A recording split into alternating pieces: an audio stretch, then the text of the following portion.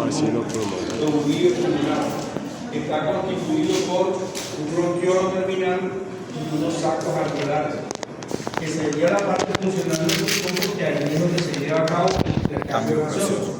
Los neumocitos tipo 1 hacen el intercambio gaseoso, los neumocitos tipo 2 liberan el surfactante, que es el que mantiene la tensión superficial, puede decir, el que evita que se peguen los alveolos. Los macrófagos y las fibras elásticas. Aquí hay fibras elásticas y deben haber unos capilares sanguíneos como estos. Es el sitio donde se lleva a cabo el intercambio gaseoso. O sea, ustedes saben metodología, fisiología, todo lo que han visto.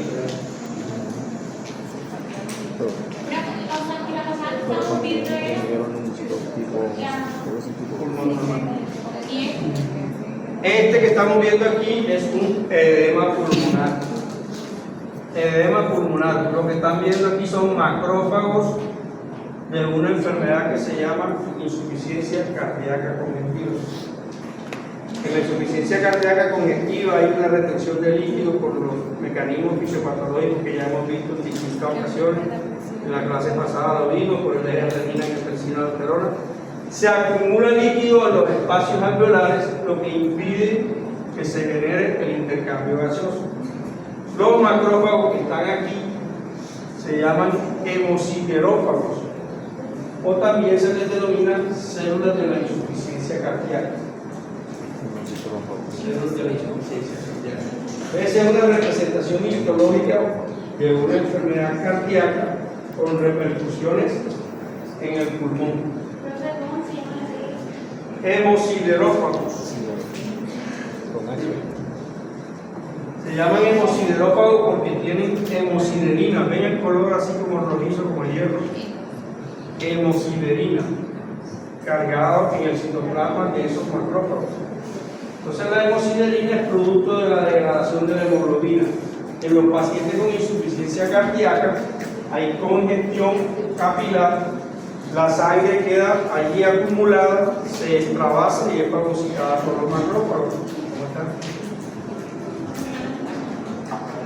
Y es fagocitada por los macrófagos, lo que da una representación aquí de un citoplasma cargado de un material de color rojo ladrillo, que es la hemosiderina, por eso se le llama hemosiderófago.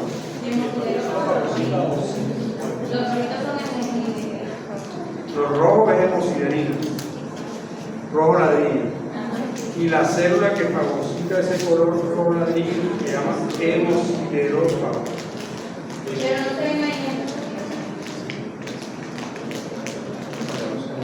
Aquí tienen tres hemosiderófagos.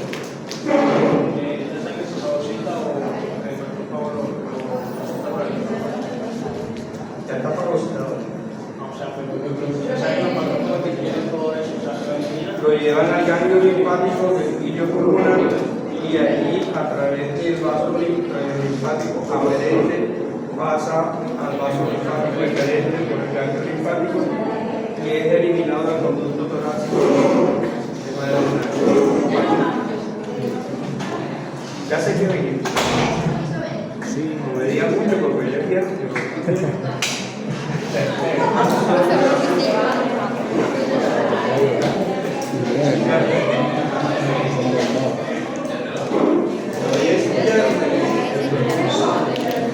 El cuerpo lo sabe.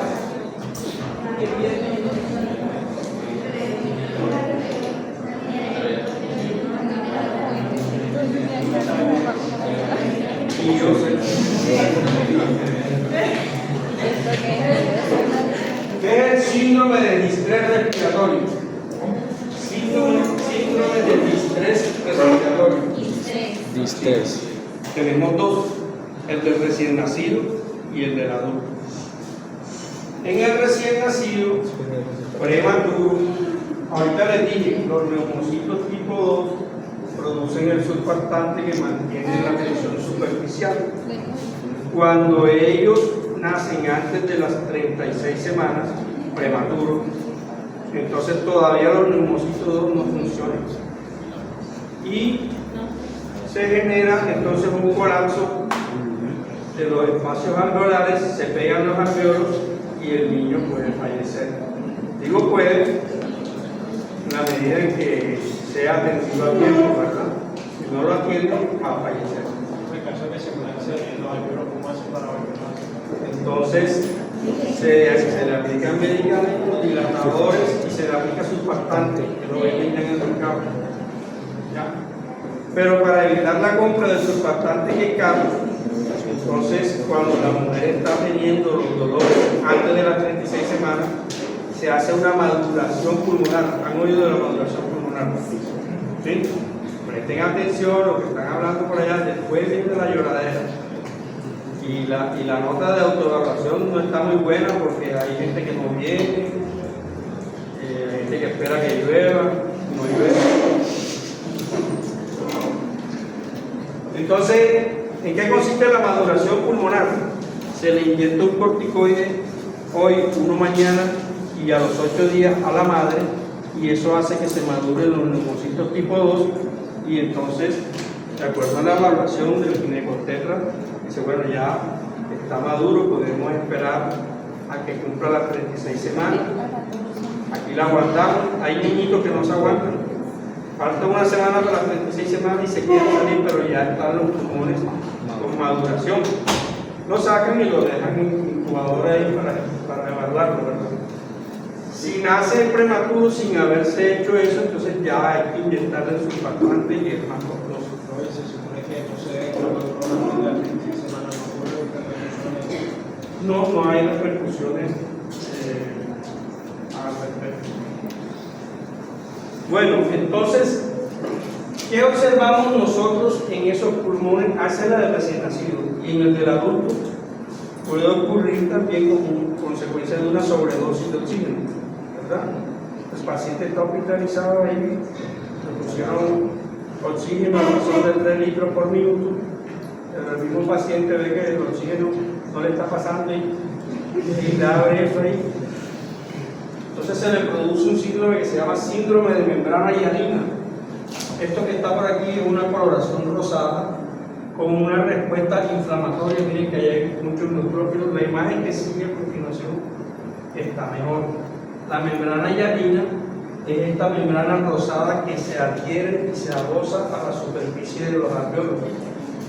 Y ella va a impedir que se haga el intercambio gaseoso. Entonces, el síndrome de distrés respiratorio del adulto puede ser consecuencia de una sobredosis de oxígeno en el niño por prematurez. Se va a caracterizar porque se genera una reacción inflamatoria y presencia de membranas hialinas en la superficie. Por eso también se le llama síndrome de membrana hialina.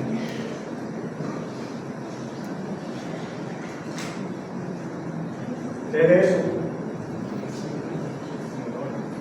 Neuronas.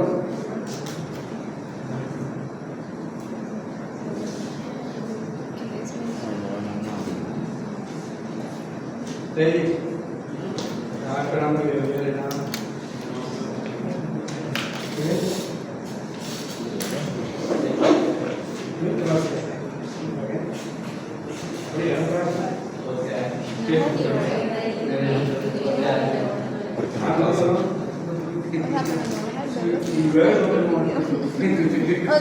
Esos son sacos alveolares, es un cuerpo de pulmón.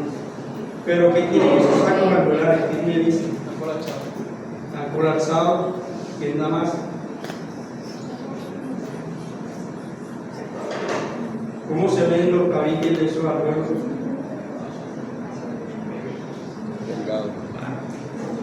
Tan bajo, ¿verdad? Miren este alveolo aquí. Y miren este. ¿Ah?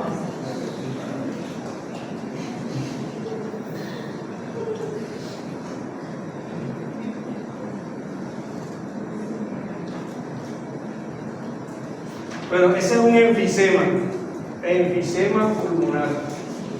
Los tabiques alveolares, normalmente el tamaño de los alveolos debe ser este y este que está aquí.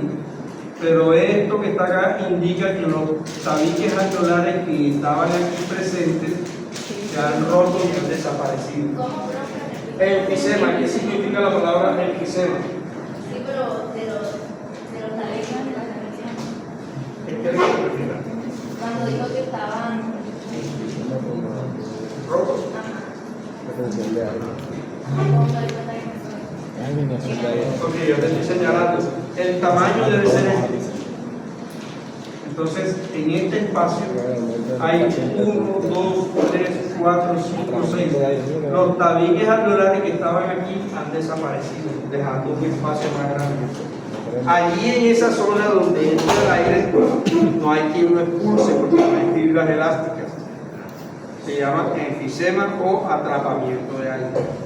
Entonces el enfisema es la dilatación anormal y permanente de los espacios alveolares, que se produce como consecuencia de la ruptura de los tabiques alveolares por la falta de función de la alfa-1 antitripsina, que es una proteína que se sintetiza en el hígado y cuya función es bloquear a las elastasas liberadas por los neutrófilos en el árbol respiratorio.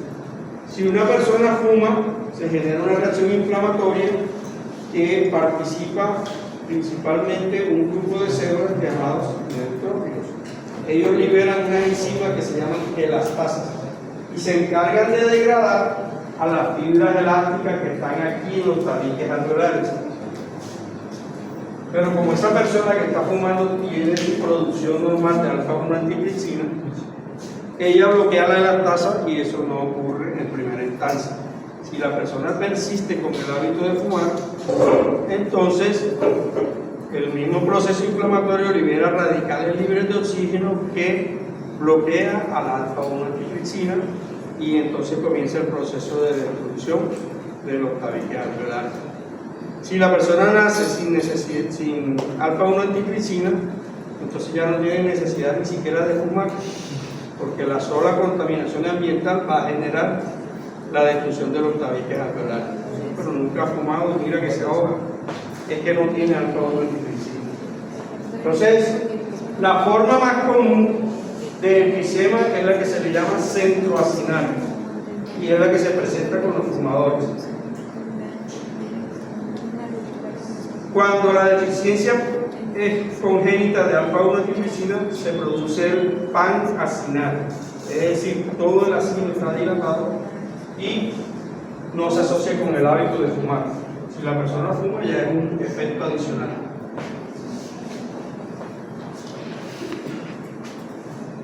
Esto que tenemos aquí es un bronquio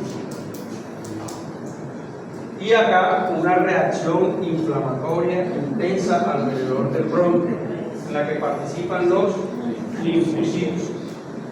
Si la persona tiene episodios gripales repetitivos cada 3 meses, 3 veces en el año, la persona se levanta a toser y tiene que salir a un sitio donde no lo oigan ni lo vean cuando está desgarrando o botando el esputo, o que es una bronquitis crónica. Se asocia también con el hábito de fumar o la contaminación ambiental, cocinar con leña, vivir cerca de quemas de pastizales o ser el quemador de los pastizales. Hace quemas periódicamente, está inhalando el humo y eso genera una reacción inflamatoria también en la que los bronquios empiezan a hiperplasiar a las glándulas mucosas que se encuentran aquí en la submucosa, generando tapones de moco que obstruyen el flujo de aire, lo que genera una alteración que se llama enfermedad pulmonar obstructiva crónica. Y que en la clase pasada mencionamos como que se aplicaba el índice de REM cuando la relación entre el grosor de la pared del bronquio y de la glándula mucosa de la submucosa superaba un cociente de 0,4. Esto que está aquí es un asma bronquial. Aquí el asma bronquial, en vez de linfocitos, lo que muestra son abundantes eosinófilos, porque el asma bronquial es considerada una enfermedad de tipo alérgico por la presencia de proteínas que ingresan al árbol respiratorio, se genera la activación de los eosinófilos que liberan de su superficie una proteína que se llama proteína básica eosinofílica, que es la encargada de generar en el músculo liso del bronquio la contracción periódica, fuerte y sostenida, generando también hipertrofia del músculo liso y dificultad para la entrada del aire. Entonces, en el enfisema hay ruptura de los tabiques alveolares, atrapamiento de aire. En la bronquitis hay hipertrofia e hiperplasia de las glándulas mucosas de la submucosa con índice de Rey positivo, con tapones de moco que contienen linfocitos. En el asma encontramos hipertrofia del músculo liso y tapones de moco que contienen eosinófilos, cristales de Charcot-Leyden y también espirales de Kussmaul. La bronquiectasia, ¿qué es la bronquiectasia? Colapso de los bronquios. Fue el colapso de los bronquios.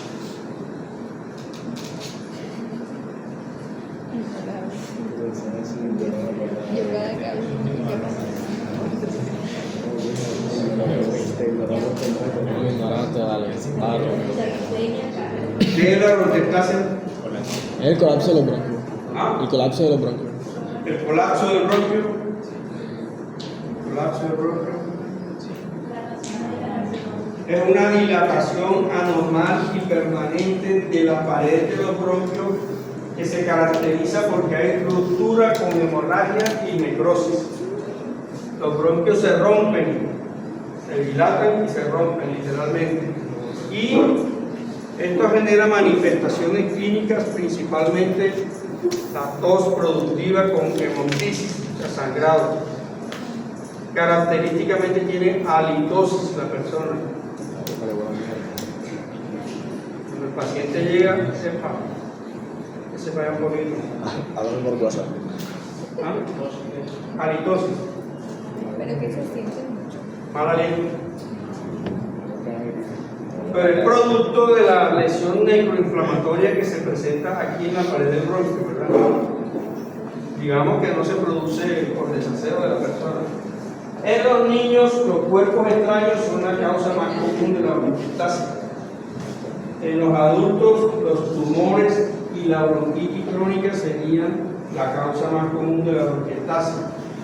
Y también se puede asociar a un síndrome clínico que se llama ¿cómo? ¿Síndrome de qué? Cartagenero, que tiene una triada característica, el síndrome de Cartagenero. Tiene situs inverso, es decir, los órganos están al revés, bronquiectasia y sinusitis. ¿Por qué se produce? Porque se asocian también a un defecto genético en donde hay una deficiencia de las cantidades necesarias de proteínas que pueden los cilios, o la dineína. La dineína son 9 pares de cilio que se encuentran, 9 pares de proteínas que se encuentran en los cilios. Si hay 8 pares o 7 pares, no se mueven los cilios, las secreciones allí en el pulmón se estancan y todo lo que se estanca en nuestro cuerpo se infecta. También puede ocurrir como consecuencia de una infección primaria. Por ejemplo, en la bronquitis crónica hay obstrucción del flujo aéreo y esto genera estancamiento e infección local que puede destruir el bronquio. Esa sería la bronquiectasis. ¿Y eso? ¿Qué es eso? Bronquitis.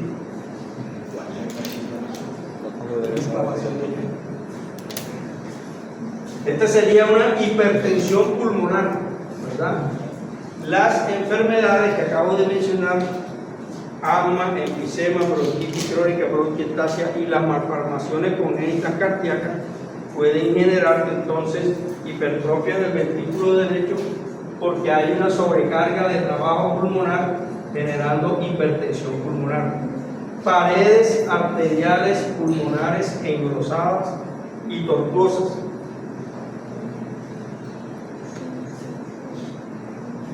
Y esa, yo no sé qué es esa, voy para adelante. Neumonía. ¿Qué es la neumonía? Inflamación del pulmón. Puede ser viral. Es el proceso inflamatorio del parénquima pulmonar. Proceso inflamatorio del parénquima pulmonar. Puede ser lobar, puede ser por compromiso de los bronquios o bronconeumonía, puede ser basal. En todo caso, lo que hay es, miren el tamaño de los tabiques alveolares, de los alveolos, perdón, de los espacios alveolares aquí, y en esta zona una reacción inflamatoria tan intensa que ni siquiera se logra ver los espacios alveolares que se ven allá. Entonces la neumonía por lo general es bacteriana, ¿verdad? El neumococo se erige como el principal de los agentes etiológicos, pero puede ser causado por cualquier cantidad de agentes como la Klebsiella, la Pseudomonas, en los distintos espacios en donde se consigan, ¿verdad? Adquirida en la comunidad, adquirida en el centro hospitalario, pueden ser virales, pueden ser producidas por hongos, y la neumonía crónica que se puede producir por tuberculosis. Los neutrófilos en la inflamación aguda del pulmón o neumonía serían las células mediadoras. Y esta que ya la han visto, que sería un granuloma tuberculoso. Células gigantes multinucleadas con un centro de necrosis calcificante, fibrosis y linfocitos alrededor. Lo que están divididos son tabiques y espacios alveolares para un granuloma tuberculoso, producido por el Mycobacterium tuberculosis. ¿Y para la tuberculosis? No, para la tuberculosis. Grupo 7,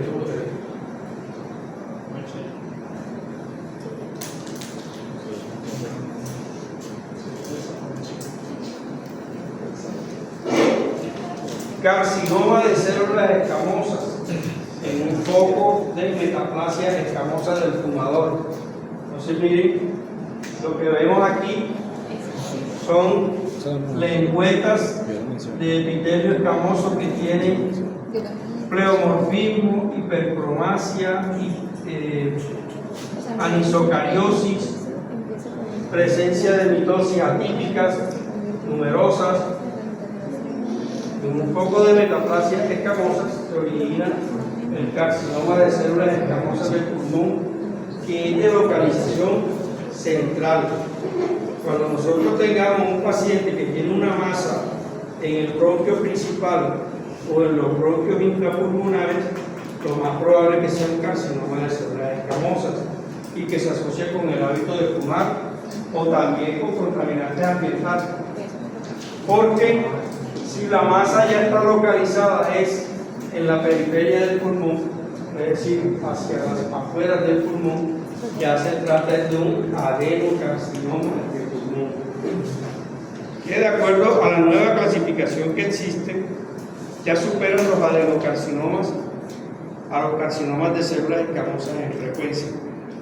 Hace muchos años, cuando yo estudiaba, los carcinomas del pulmón de células escamosas eran los que se presentaban con más frecuencia.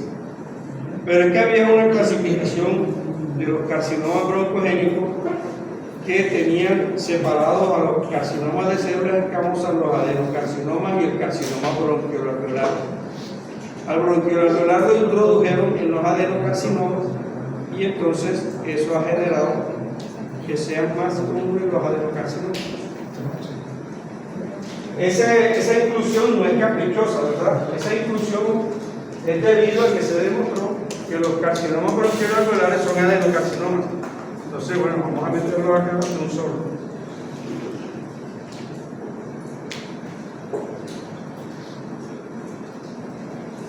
El tumor benigno más frecuente del pulmón no es un tumor, es un pseudotumor.